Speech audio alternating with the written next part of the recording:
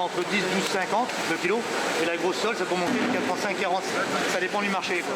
Le prix de la sole, c'était ce matin l'une des questions qui accompagnait la visite de la ministre de la Mer.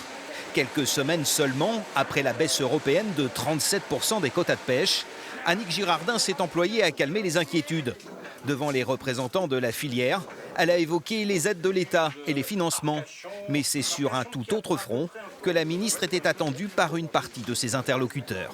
Ce qu'on est en état de choc, là, c'est les éoliennes.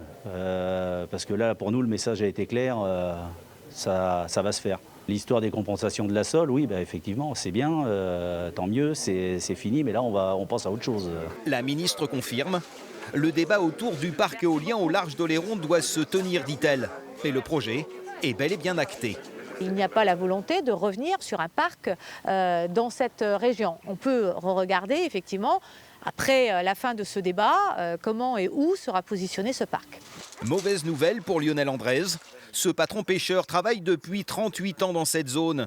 Il craint aujourd'hui pour son avenir professionnel et celui de ses 2 fils. On a acheté un bateau, un deuxième bateau il y a 1 an. Déjà, il y a de la sole en moins qui nous retire 37% du chiffre d'affaires. Le projet éolien directement de notre zone de pêche. Pour le représentant des pêcheurs de Charente-Maritime, l'État doit impérativement prendre en compte la voix des professionnels de la mer. Ce n'est pas la pêche qui doit s'adapter à un parc éolien ou à quoi que ce soit comme parc. C'est le parc éolien qui doit s'adapter à la pêche. Le dossier reste donc sensible et a quasiment occulté ce matin le plan de 14 millions d'euros à destination des criées.